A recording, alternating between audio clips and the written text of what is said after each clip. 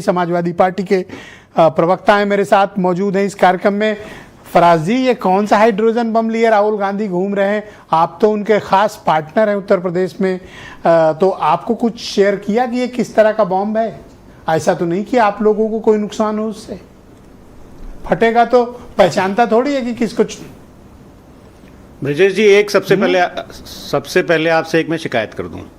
कौन सी वाली? मतलब अब तक के भारतीय जनता पार्टी ये ठेकेदारी करती थी कि ये सनातनी है, सनातनी के हम ठेकेदार हैं, हम हिंदू भाइयों के नंबरदार हैं।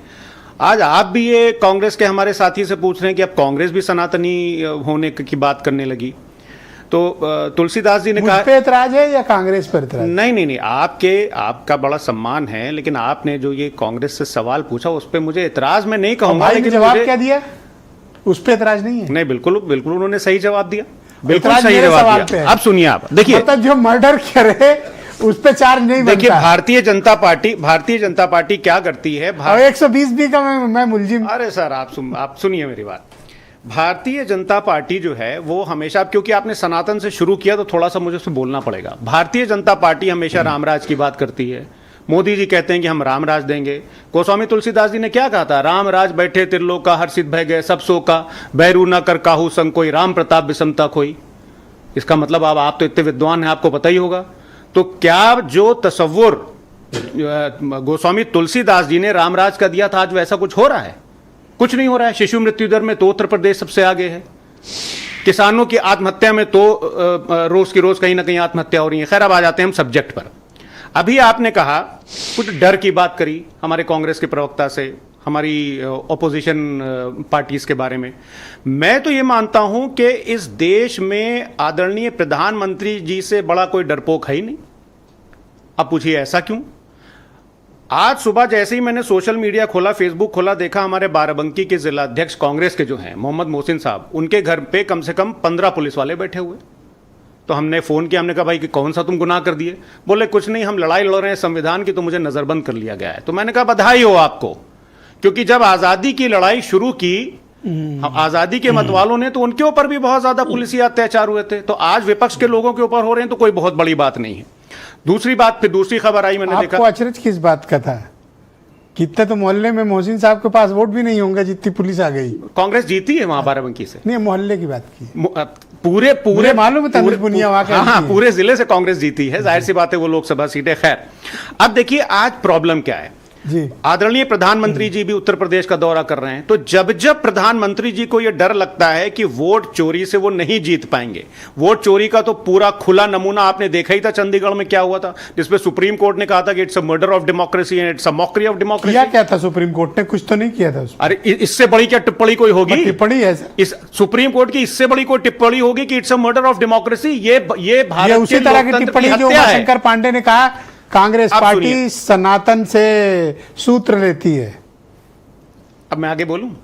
कांग्रेस से आप बाद में सवाल कर लीजिएगा, मेरा टाइम है, तो कांग्रेस को मत दीजिए प्लीज।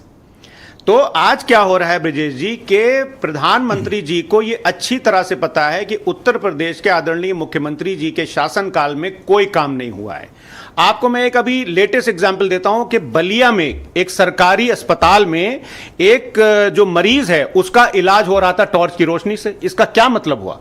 इसके दो मतलब हुए। एक, उत्तर प्रदेश की बिजली व्यवस्था बिल्कुल ध्वस्त हो चुकी है, और दूसरा जो मेडिकल फैसिलिटीज है उत्तर प्रदेश में आज की तारीख में वो बिल्कुल खत्म हो गई हैं। अब मैं क्यों कह रहा हूं? बस 20 सेकंड कुछ क्वेश्चन आंसर कर लीजिए। अरे समाजवादी पार्टी ने बूथ स्तर पर निगरानी शुरू कर दी है कि मतदाता सूची की हर संशोधित प्रति की जांच करेगी आपकी कमेटी। आपको किस बात का डाउट है जो आप बूथ स्तर पर कमेटियां बना रहे हो? जब हम लोग बहुत छोटे थे तो अपने गांव कभी जाते थे तो अक्सर एक आवाज आती थी, जागते रहो।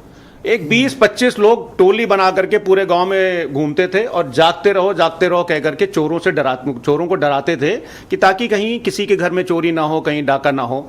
तो वही जागते रहो समाजवादी पार्टी, कांग्रेस पार्टी और इंडिया गठबंधन कर रही है कि ये जो वोट चोर हैं, ये जो चंदा चोर हैं, ये कभी भी भारत के लोकतंत्र पर, भारत के संविधान पर ये लोग डाका डाल सकते हैं। और आदरणीय अखिलेश यादव जी की जो पीडीए की लड़ाई है, उस पीडीए की लड़ाई से, उस पीडीए के आंदोलन से इतना डर गए हैं।